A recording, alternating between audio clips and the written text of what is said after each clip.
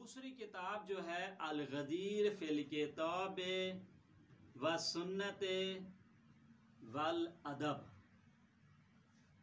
کتاب کا نام کیا؟ الغدیر فی الکتاب و سنت والادب۔ کتاب کے رائٹر کون ہیں؟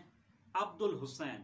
دیکھیں نام کتنا پیارا ہے، خدا کتنی مدد لیتا ہے۔ دیکھیں ان کا نام کیا تھا؟ حامد حسین۔ حامد حسین ہے، یہ عبد الحسین ہے، یعنی بارگاہ حسینی سے ان کو کون سا ہدیہ ملا؟ خدمت دین۔ حامد حسین، حسین کی حمد و ثنا کرنے والے، اور یہ ہے عبد الحسین، عبد حسین ہے، حسین کے غلام۔ اس کو کہتے ہیں کہ اصحاب الحسین میں سے تھے، یہ اصحاب الحسین۔ مرحوم جو ہیں علامہ امینی سے معروف، عبد الحسین امینی، ایرانی تھے، یہ اصالتاً ایرانی تھے، اور انہوں نے جناب علی زندگی وقف کر دی تھی غدیر کے موضوع پہ کام کرنے کے، مکتب اہل بیت کی خدمت میں۔ ان کی جو عمر تھی 70 سال تھی۔ آغا صاحب جو ہیں علامہ امینی اعلی اللہ مقام کے جو سن جو ہے عمر مبارک جو ہے 70 سال ہے۔ آخری دنوں میں مریض ہو گئے تھے، ادھر ایرانی میں تھے، فوت ادھر ایرانی میں ہوتے، تہران میں وفات ہوئی تھی، پھر ان کو لے گئے تھے وہاں پر نجف میں۔ اس وقت بہت بڑی لائبریری ہے آغا کے جو ہے، جہاں پہ آغا کا گھر تھا وہیں پہ آغا دفن ہے۔ مکتبۃ الحیدریہ جو ہے بہت بڑی، مکتب امیر المومنین علیہ السلام، بڑی مشہور لائبریری ہے، بڑے نفیس نسخے اس میں موجود ہیں، ہزاروں کی تعداد میں کتاب ہے۔ مرحوم علامہ امینی جب یہ کتاب لکھنے لگے، غدیر کا موضوع دیکھیں، حدیث غدیر کو ثابت کرتے ہیں کس سے؟ قرآن سے، آیات کا سہارا، سنت نبوی صلی اللہ علیہ وآلہ وسلم، اور ادب، یعنی کیا ہے؟ شعراء کی زبانی۔ چونکہ شعر کی جو زبان ہوتی ہے اس میں وہ ریکارڈ کر لیتا ہے، مطلب اسی واقع غدیر کو مختلف شعراء نے اپنی شعر کی زبان میں ریکارڈ کیا، تو مرحوم علامہ امینی نے ان کے تمام اشعار کے ذخیرے کو اپنی کتاب میں جمع کیا۔ پہلی صدی سے لے کر 14ویں صدی تک جن جن علماء نے، جن جن شعراء نے جشن عید غدیر، حدیث غدیر کے موضوع پہ اشعار نقل کی ہیں، وہ مرحوم نے ریکارڈ میں رکھے ہیں۔ بہت زیادہ اشعار کا مجموعہ، ایک اشعار کا مجموعہ ہے، یہ مدح و ثنا کا ایک ذخیرہ ہے۔ علامہ امینی اعلی مقام نے اس کتاب کو لکھنے کے لیے کافی جگہ گئے، ہندوستان بھی گئے تھے اور آج پاکستان بھی گئے تھے، مختلف لائبریری میں پاکستان بھی آپ ان کا سفر ملتا ہے، ہندوستان بھی ملتا ہے، سوریہ بھی ملتا ہے، مصر بھی ملتا ہے، کافی جگہ گئے۔ اس لائبریری میں گئے جو ہم نے پہلے بتایا، مرحوم جو ہے علامہ میر حامد حسین لکھنوی کی جو لائبریری تھی وہاں پہ بھی گئے، ناصریہ جو لائبریری ہے وہاں پہ بھی گئے تھے۔ علامہ امین اعلی مقام نے اس کتاب کو لکھنے کے لیے 10,000 جلد کتاب، غور سے سنیے گا، 10,000 جلد کتاب اول سے لے کر آخر تک ان کا مطالعہ کیا۔ اگر آپ اندازہ لگائیں کہ اگر حد اقل ایک کتاب کے صفحے 100 ہوں، 100 کو آپ ضرب دیں 1000 کے ساتھ، کتنے بن جاتے ہیں؟ 1,00,000۔ 1,00,000 صفحے کا انہوں نے مطالعہ کیا، 1,00,000 صفحات کا مطالعہ کیا، اور 1,00,000 کتابوں کی طرف مراجعہ کیا ہے۔ آپ اندازہ لگائیں، 10,000 کتابیں وہ ہیں جو مرحوم نے اول سے لے کر آخر تک مطالعہ کیا ہے، پوری پڑھی ہیں، اور 1,00,000 کتاب جو ہے مرحوم نے ان کی طرف مراجعہ کیا ہے۔ کوئی ایڈریس چاہیے تھا پھر اس کی طرف جاتے تھے، پھر اس کی طرف جاتے تھے، بس کل کتنی کتابیں ہو جاتی ہیں؟ 1,10,000 کتابوں اس کی مطالعہ کر کے، تورع کر کے، ان طرح مراجعہ کر کے یہ کتاب لکھی، اس وقت آپ کے پاس موجود، عربی میں کتاب لکھی۔ یہ جو اس وقت جو چاپ ہوئی ہے اس کا اردو میں بھی کچھ جلدیں، ظاہراً پورا نہیں پتا کاملا ترجمہ ہو گیا، نہیں ترجمہ چونکہ طے ہوا تھا، کچھ جلدیں چاپ ترجمہ ہوا تھا۔ علامہ جو ہیں وہاں پہ، اب اس کو بزرگوار کو مجھے نام یاد نہیں آ رہا ہے جنہوں نے اس کا ترجمہ بھی کیا۔ لیکن اس وقت جو یہ جو یہاں پہ آپ کہہ سکتے ہیں 11 جلدوں میں یہ عربی میں موجود ہے، صحیح ہے۔ پھر اس کا جو ترجمہ ہوا تو ہر جلد کا فارسی میں جو ترجمہ 2 جلدوں میں بانٹا، یعنی 22 جلدوں میں. تو پس جو مرحوم کی جو ہے 11 جلد، آج یہ کامل یہی ہیں یا کچھ ایسا ذخیرہ بھی موجود ہے جو چاپ نہیں ہو سکا؟ یہ خود محل باس ہے. مرحوم نے جو کتاب لکھی، دیکھیں پہلی جز کے، دیکھیں ابھی میں صفحات بتا دوں کتنے صفحوں پہ مشتمل یہ کتاب ہے. اسی سے ہم اندازہ لگاتے ہیں کہ پھر کتنے ان کے صفحات. دیکھیں یہاں پہ بھی وہی انداز ہے جو گفتگو کا جو مرحوم کا تھا. یہ جو ایک جلد ہے نا، ایک جلد کے صفحے جو باندھ رہے ہیں ماشاءاللہ 700 کے لگ بھگ صفحے ہیں. ابھی دیکھو آخری صفحہ میں نکالتا ہوں، عمل حال 703 تک تو یہ میرے پاس آ رہا ہے. دیکھیں آگے کتنے تک جاتا ہے، ابھی آپ دیکھیں گے 705 706 707. ہاں دیکھیں پہلی جلد جو ہے اس کے صفحے جو ہیں 707 ہیں. اگر آپ 700 کو ہر جلد کے ساتھ 700 صفحے ہوں تو کتنی جلدوں پر مشتمل ہے؟ یہ جو ہے 11 جلدوں میں ہے. آپ اندازہ لگائیں کہ کتنی محنت ہے. یعنی تقریباً جو ہے 7000 سے زیادہ صفحے بنتے ہیں. انہوں نے کام کیا الغدیر کے موضوع پر. ان کتنی محنت جان فشانی ہے مرحوم کی. اور مرحوم جو ہے جناب علی انہوں نے اپنے آپ کو وقف کر دیا تھا کہ میری زندگی وقف ہے خدمت مکتب اہل البیت علیہم السلام کے لیے. اور اس کے بعد جناب علی وہاں پہ پوری زندگی جو اکثر بیشتر ان کا جو ٹائم گزرا ہے یا سفر میں گزرا ہے یا نجح میں رہے ہیں. مختلف مناظرے اور کتابیں بھی ہیں، آگے اور کتابیں بھی ہیں، لیکن جس کی وجہ سے علامہ امینی مشہور ہیں وہ یہی ہے. صحیح ہے.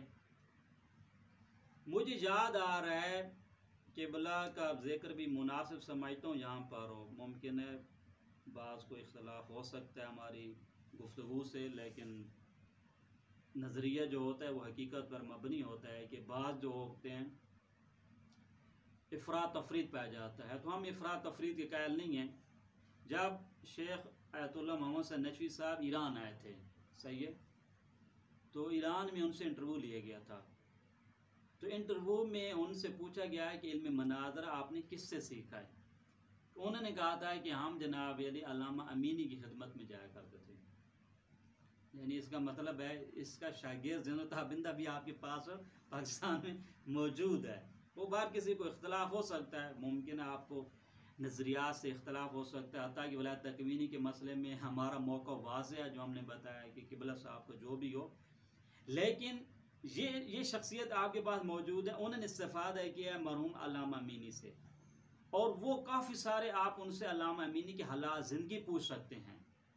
ان سے پوچھے ہوئے حالات زندگی ریکارڈ کر کے بہترین کتاب بن سکتی ہے. یعنی اس کا شاگرد اس وقت زندہ موجود ہے. تو یہ تو ہماری کام بختی ہے کہ ہم جناب علی ان سے کس حد تک استفادہ کرتے ہیں نہیں کرتے ہیں.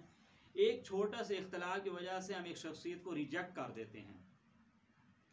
علامہ امینی کے بارے میں کیا جملے تھے؟ علامہ امینی جو زیارت عاشورہ پڑھا کرتے تھے، اس کی وجہ سے بعض نے علامہ امینی کے والد کو یہ خط لکھا، یہ اس تک خبر پہنچائی کہ آپ کا بیٹا سنی ہو گیا ہے. کس کے بارے میں؟ علامہ امینی کے بارے میں. علامہ امینی کون ہے؟ جس نے یہ زحمت کے الغدیر کی جیسی کتاب لکھی، اس کے بارے میں یہ مشہور کر دیا تو سنی ہو گیا بھائی.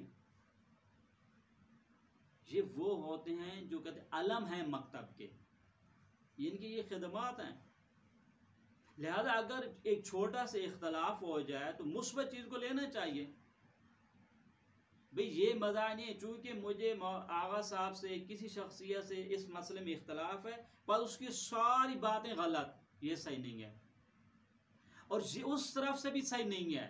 آپ کہیں جو مثلا فلاں آغا صاحب کہیں وہی منزلہ، یہ بھی صحیح نہیں ہے. دونوں طرف اشتباہ ہو سکتے ہیں. ایسا علم جو ترقی کرتا ہے اس کی وجہ یہی ہے. ہو سکتا ہے آپ مجھے بتائیں، میں مثال دیتا ہوں شیخ صدوق اعلی المقاموں کی مثال دیتا ہوں. آپ کہیں شیخ صدوق جو کچھ نظریہ ان کا ہے 100% درست ہے، یہ بھی صحیح نہیں کہہ سکتے ہیں. اور یہ بھی صحیح نہیں ہے کہ وہ آدمی صحیح نہیں تھے. نہیں، شیخ صدوق سے کوئی اشتباہات بھی ہوئے ہیں. ان میں سے ایک اشتباہ ان کا کیا تھا، وہ پیغمبر اکرم صلی اللہ علیہ وآلہ وسلم کے صحو نسیان کے قائل تھے. نماز میں کہتے ہیں ان سے بھی صحو نسیان ہو سکتا ہے، تبلیغ میں نہیں ہوتا، لیکن نماز وہ بھی بھول سکتے ہیں جیسے ہم بھول جاتے ہیں، تیسری دوسری طرح کم بھول جاتے ہیں کبھی، کہتے ہیں ایسے. اور جو آدمی اس کا اعتقاد نہ رکھے تو اس کے بارے میں اس کے سخت جملات تھے. جو علم مثلا امام معصوم کی غیب کے بارے میں اگر یہ اعتقاد رکھتے ہیں، علم غیب رکھتے ہیں، بعض علماء آپ کو ملیں گے نہیں یہ اس کا مطلب ہے یہ تو غلوب ہے. پر یہ جو ہے یہ صحیح نہیں ہوتا. اگر آپ کو کسی شخصیت سے اختلاف ہے، غور سے سنیے گا، تو آپ اس نقطے میں اختلاف کریں. کبھی یہ جو مطلب یہ صحیح نہیں ہے. حتیٰ کیا گدھا کے بارے میں قرآن کی کیا تعبیر، ان انکر الاصوات لصوت الحمیر. قرآن یہ نہ کہا کہ گدھا برا نہیں، کہتا ہے کہ بری آواز جو ہوتی ہے وہ کون سی کس کی ہے، آواز میں دیکھیں غور کیجیے، آواز میں بری آواز کس کی ہے، جو انسان کو پسند نہیں ہے وہ کون سی آواز ہے، گدھے کی آواز ہے. آپ جو جانور شناس ہوتے ہیں کہتے ہیں بہترین جو آنکھ ہے وہ گدھے کی ہوتی ہے. بہترین آنکھ جو ہے وہ جو بادامی جو آنکھ ہوتی ہے، بادامی جو شکل کی ہوتی ہے، موٹی آنکھ ہے، وہ گدھے کی ہے. اب گدھے پہ بھی قرآن نے نہیں کہا کہ اول سے آخر جناب لینی ہے. حتیٰ کہ کتے کے بارے میں بھی قرآن کی تعبیر کیا ہے، اس کا بھونکنا اس نقطے پر ہے، حکم شرعی الگ ہے. لیکن یہی اسلام میں الکلب المعلم ملتا ہے. کلب معلم کسے کہتے ہیں، جس کی آپ تربیت کرتے ہیں، اس کو سکھاتے ہیں، یہ شکار کے لیے جاتا ہے. شکار اس کے شکار کیا جو جانور ہے وہ حلال ہے یا حرام ہے، کہتے ہیں حلال ہے، لیکن نجس العین سے ہوا ہے بھائی، اس کو کہتے ہیں یہ مزاج طبیعت سمجھنا چاہیے. خود آپ کے اعضاء کچھ چھوٹے ہیں کچھ بڑے ہیں کچھ کتنے نازک ہیں، خود سسٹم اختلاف ہے.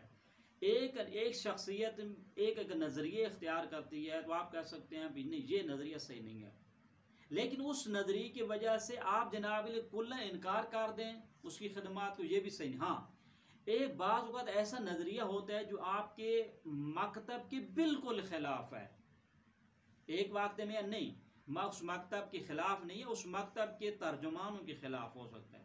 ایک وقت میں مثلا یوں سمجھے کوئی شیعہ ہو اور یہ عقیدہ رکھے کہ علی ابن ابی طالب سلام اللہ علیہ خلیفہ بلا فاصل نہیں ہے، وہ یہ شیعہ نہیں ہے. اصلا شیعہ کہتے ہی اسے ہیں جس کا یہ اعتقاد ہو کہ رسول اکرم صلی اللہ علیہ وآلہ وسلم کے بعد جانشین برحق خلیفہ برحق فقط اور فقط کون ہے، وہ علی ابن ابی طالب کی ذات ہے. کوئی کہے کہ نہ خیر ہم اس کو نہیں قبول کرتے. یا اگر کوئی کہ ہمارے اماموں میں سے کسی امام کے بارے میں یہ اعتقاد رکھے کہ وہ معصوم نہیں تھے، یہ شیعہ سے خارج ہے. یعنی یہ کچھ اصول ایسے ہیں جو شیعہ ہونے میں ضروری ہیں، لیکن اس میں اختلاف ہو جائے. ایک مسئلہ اختلاف کا کون سا ہے، اگر کوئی جناب الفاظ کرے ہمارے اماموں میں سے کسی امام کے بارے میں یا تمام اماموں کے بارے میں یہ اعتقاد رکھے کہ امام معصوم ولایت تکوینی نہیں رکھتے، اب یہ اصلا شیعہ سے خارج نہیں ہے، شیعہ ہے. پس ولایت تکوینی انسان کو اعتقاد رکھنا یا نہ رکھنا نہ شیعہ میں داخل کر دیتا نہ شیعہ میں خارج کر دیتا، کوئی اس سے ارتباط نہیں ہے. ہاں یہ آپ کہہ سکتے ہیں کہ جس آدمی کے ولایت تکوینی جو کا اعتقاد رکھتا ہے پاکیزہ اس کے بارے میں آپ کہتے ہیں اس کی معرفت کا درجہ بلند ہے. یہ نہیں کہہ سکتے جو نہیں رکھتا اس کو سرے سے مذہب سے آپ خارج کر دیں، ایسی بات نہیں ہے. بس جتنی بھی شخصیات ہوں ان کی خدمات کو دیکھا جائے. ہو سکتا ہے کہ آج کے دور میں ممکن ہے بعض ایسے نظریات ہوں ہمارے ایک محقق کے آپ کہیں کہ یہ نظریہ درست نہیں ہے. مرحوم شیخ صدوق اللہ مقاموں نے اعتقادنا کتاب لکھی عقائد کے موضوع پر. اس اعتقاد کے موضوع اس اعتقاد کے جواب میں مرحوم شیخ مفید نے کتاب کون سے لکھی، تصحیح الاعتقاد. نام کیا عجیب ہے، نام کیا تصحیح الاعتقاد. دونوں علماء ہیں بھی، پر اس کا یہ نہیں کہ شیخ صدوق کی آپ سب محنتوں میں پانی پھیر دیں، نہیں یہ بھی صحیح نہیں ہے.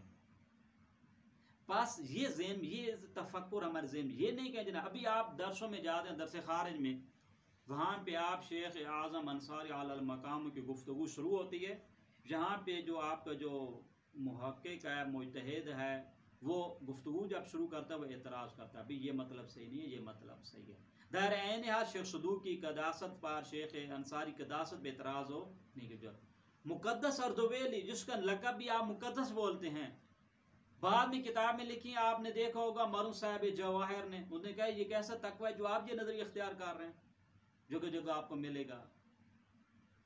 یہاں سے ایک مطلب فقط یہ کہنا چاہتا ہوں کہ کسی عالم کی سے اگر اشتباہ ہو جاتا ہے یا اس کا موقف آپ کے موقف کے خلاف ہے، اس کا یہ مطلب نہیں اس کے سارے نظریات کو آپ ریجیکٹ کر دیں، اس کو مذہب سے خارج کر دیں، اس کو کہیں گے بعض اس نے تو کچھ بھی نہیں کیا، یہ غلط ہے۔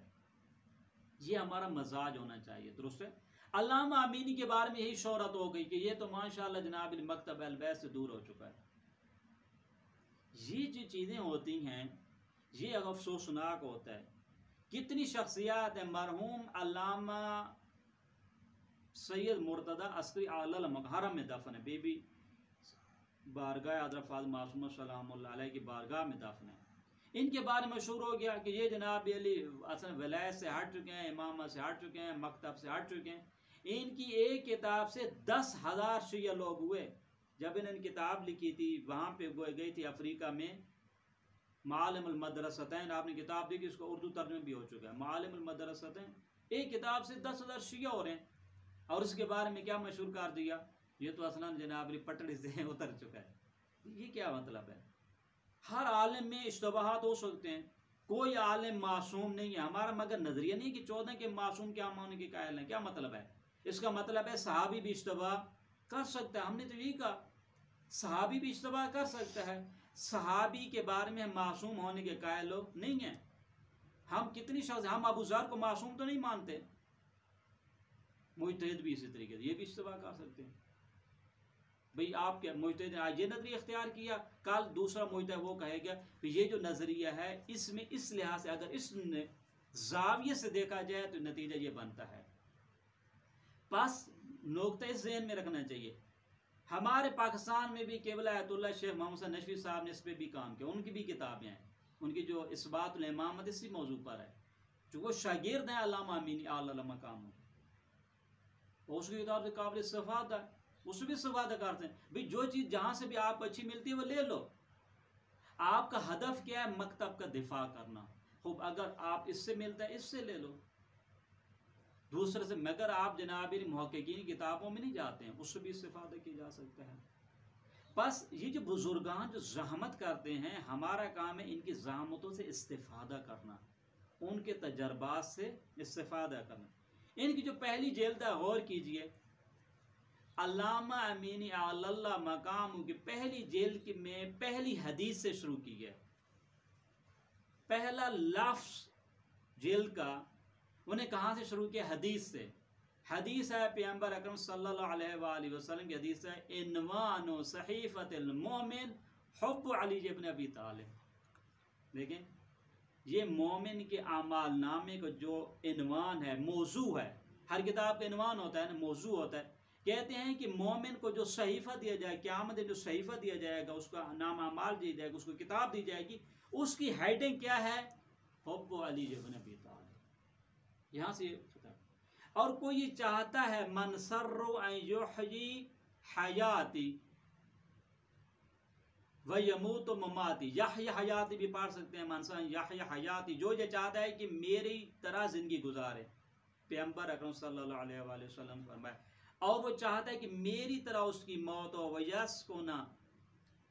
ویسکنا جنت عدن غرسها ربی، عدن جنت میں ایک خاص مقام ہے، وہاں پہ اس جنت میں اس کا مقام ہو، جس جنت کی رکھوالی کرنے والا کون ہے؟ خود پروردگار ہے۔ تو کیا کرے؟ فَلْجُوَالِ عَلِيًّا مِن بَعْدِي، وہ میرے بعد علی ابن ابی طالب علیہ السلام سے محبت اور ولایت رکھے۔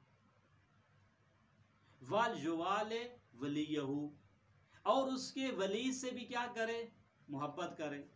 وَيَقْتَدِي بِالْأَئِمَّةِ مِن بَعْدِي، اور میرے بعد اماموں کی اقتداء کرے۔ فَإِنَّهُمْ عِتْرَتِي خُلِقُوا مِن طِينَتِي، میری طینت سے یہ بھی پیدا ہوئے۔ یہ مرحوم علامہ امینی کتاب کا سلسلہ یہاں سے شروع کیا، پھر اس کے بعد اہدا کا سلسلہ۔ کہتے ہیں یہ کتاب میں کس کو ہدیہ کرنا چاہتا ہوں؟ دیکھیں मरहूम अल्लामा अमीनी जब किताब लिखी फरमाते लम अजिद अहदन औला बिइहदाइ किताबी हाज़ा मिन साहिबिही हामिल अबाइल वलायतल कुबरा अमीरुल मोमिनीन सल्लल्लाहु अलैहि या साहिबल विलाया व सय्यदल उम्मा व अबल अइम्मा या अय्युहल अजीज मस्सना व अहलना ज़ुर। ये वो ताबीर है, ये कुरान की ताबीर है। कहाँ पर है? जब जनाब अली हजरत यूसुफ के भाई पहुँचते हैं अजीज़ मिस्र के पास, वहाँ भी जुमला कहा है कि ऐ अजीज़ मिस्र, हमारे हालात तो बड़े तंग आ चुके हैं, अब हमारे पास कोई इतना पैसा भी नहीं था, कुछ भी नहीं, छोटा मोटा जो है, जो छोटी मोटी जो हम चीज़ लेके भी हैं, छोटा मुख्तसर से ख़जाना भी है, आप ले लीजिए हमसे। फ़ौफ़ि लनल कैल व तसद्दक़ अलैना इन्नल्लाह यजज़िल मुतसद्दिक़ीन। अल्लामा अमीनी क्या फरमाना है, या अली इब्न अबी तालिब, मुझसे यही हो सकता था, जो मेरी तवान में था, ये मैं आपकी खिदमत में हदिया पेश कर रहा हूँ। अहदी का किताब हादी वावा बेज़ाअती अलमुज़दात व सहाइफ विलाइल खात फतफज़ल अलैया बिलक़बूल। भाई 40 साल इसको लग गए किताब को लिखने। गौर कीजिएगा, अल गदीर को लिखने के लिए 40 साल लग गए। 1,10,000 किताबों तरफ रुजू किया। सब कुछ करने के बाद क्या फरमाते हैं, फतफज़ल अलैया बिलक़बूल, या अली इब्न अबी तालिब, मुझसे ये कबूल कीजिए। व अहसिन इलैया इन्नल्लाह युहिब्बुल मुहसिनीन, मेरी तरफ भी आप नेकी कीजिए, और खुदावंद इतने मोहसिनीन को पसंद करता है। अब्दुल हुसैन अहमद अल अमीनी। अब देखिए ये अंदाज क्या है, सब कुछ खिदमत करने के बाद भी कह रहे हैं कि मैंने तो कुछ भी नहीं किया। ये मजाज कौन सा है? मजाज मकतब अहले बैत है। तो ये अल्लामा अमीनी अलल मकाम जो किताब लिखी और जो ज़हमत की है, ये जो है 11 जिल्दों में है। 11 जिल्द मुख्तलिफ हिस्सों में जो चाप हुई हैं, उर्दू में भी है इसकी, और किताबें भी, क्या और तर्जमे भी इसके आपको मिल जाएंगे। सबसे पहले देखिए पहली जिल्द जो है आगा की, सबसे पहले यहाँ पे गदीर के वाक़े को लिखते हैं। गदीर में हुआ क्या भाई? सही है, गदीर में क्या हुआ था? देखें, पैगंबर अकरम सल्लल्लाहु अलैहि वसल्लम ने अपनी पूरी ज़िंदगी में एक ही हज अंजाम दिया, एक ही हज, जिसको हिज्जतुल विदा भी कहते हैं, हिज्जतुल बलाग भी कहते हैं, हिज्जतुल इस्लाम भी कहते हैं। हिज्जतुल विदा क्यों? क्योंकि यूँ समझें कि पैगंबर सल्लल्लाहु अलैहि वसल्लम की खुदा हाफ़िज़ी है उम्मत से, वो आखिरी हज है। हिज्जतुल बलाग क्यों कहते हैं? कि आयत जो बल्ले माउज़ अलैका मिन रब्बिक, इसी में नाज़िल हुई है। हिज्जतुल इस्लाम क्यों कहते हैं? जो पैगंबर अकरम सल्लल्लाहु अलैहि वसल्लम मदीने में जो हुकूमत इस्लामी के क़याम के बाद इस्लामी हुकूमत में एक ही हज वो कर सके, इसलिए क्या कहते हैं? हिज्जतुल इस्लाम। उम्रे मिलते हैं, 3 उम्रे मिलते हैं, हज़रत की ज़िंदगी में 3 उम्रे किए हैं, लेकिन हज एक ही किया है। जब ये पैगंबर अकरम सल्लल्लाहु अलैहि वसल्लम हज के लिए जाने लगे तो 10 हिजरी को, उस वक्त जनाब वअज़्ज़िन फ़िन्नास, सब लोगों में ये जनाब ऐलान कराया गया कि हम हज पे जा रहे हैं। सब लोग हज पे चल गए। तो वहाँ पे जब लोगों का पता चलता है तो बहुत ज़्यादा लोग इकट्ठे हो जाते हैं, यानी मदीने के अतराफ़ तक, हत्ता कि मिलता है जनाब ये जो तादाद है हज में जाने वालों के लिए यहाँ पर 1,24,000 तक मिलती है, कि इस हज में हज़ारों की तादाद में तो लोग हज पे गए थे दोस्तों। और फिर पैगंबर अकरम सल्लल्लाहु अलैहि वसल्लम जब जाने लगे तो इसके जो ज़िकात के आखिरी मसलन अशरे में तकरीबन 25 ज़िकात या 24 ज़िकात या 26 ज़िकात, यानी ज़िलहज शुरू होने से पहले 5-6 दिन पहले, 4 या 5 दिन पहले हज़रत वहाँ से निकलते हैं। और इस हज में आगा के साथ रसूल अकरम सल्लल्लाहु अलैहि वसल्लम के साथ तमाम उम्महात भी मौजूद हैं, अज़वाज मौजूद हैं। उनके लिए एक महमल बनाया गया, कजाव बनाए गए थे ऊँटों पर, यानी जिसमें वो शराय नशीन होते हैं, सही है, अम्मारी। और उसके साथ अहले बैत भी मौजूद हैं। ये वो हज है, सब लोग मौजूद हैं, उम्महातुल मोमिनीन भी हैं, अहले बैत भी हैं, असहाब भी हैं, मुहाजिर भी, अंसार भी हैं। सारे लोगों को पैगंबर जो है हज के लिए लेके जा रहे हैं। इसमें कुछ होने वाला है भाई, सारों को लेके जा रहे हैं। कह देते भाई देखो आज कुछ लोग रुक जाए, इंशाअल्लाह अगले साल आप आ जाए, नहीं, सारों को लेके जाते हैं। اور جب حضرت جو ہے نکلنے لگے تو جہاں جہاں لوگوں کو خبر ملتی تھی بھی حضرت جا رہے ہیں، اور حضرت نے فرمایا کہ چلا جائے، بہت سارے لوگ جناب علی حج کے لیے نکلتے ہیں۔ حضرت علی ابن ابی طالب سلام اللہ ہے یمن سے تشریف لاتے ہیں، وہ ان کے ساتھ بھی ہزاروں تعداد میں لوگ آتے ہیں۔ اس کے بعد حضرت جناب علی 4 ذی الحج کو ملتا ہے کہ وہاں پہ پہنچتے ہیں مکہ میں، اور مکہ میں داخل ہونے سے پہلے احرام، اور اس میں حج کے پورے طریقہ کار بھی بتاتے ہیں کہ کیسے، جو پہلی دفعہ حج کیا جا رہا تھا تو لہذا وہ طریقہ کار بھی بتاتے ہیں کہ حج آپ نے کیسا کرنا ہے، احرام کہاں پہ باندھنا ہے، قربانی، یہ سارے کام، رمی جمرات و مینا میں وقوف ہے عرفہ، یہ سارا سلسلہ جو حضرت نے جناب لوگوں کو بتایا۔ اور جب واپس آنے لگے، دیکھیں 14 ذی الحج کو وہاں سے واپسی گئے، جب وہاں سے واپس آنے لگے تو حضرت پہنچتے ہیں جناب علی جحفہ کے نزدیک۔ جحفہ جو ہے مکے سے نزدیک ہے، مدینے سے تھوڑا دور ہے، یعنی مکے اور مدینے کے درمیان جگہ کا نام ایک دیہات ہے، درست ہے۔ جحفہ کے مقام پر اس کے نزدیک ایک جگہ ہے غدیر خوم۔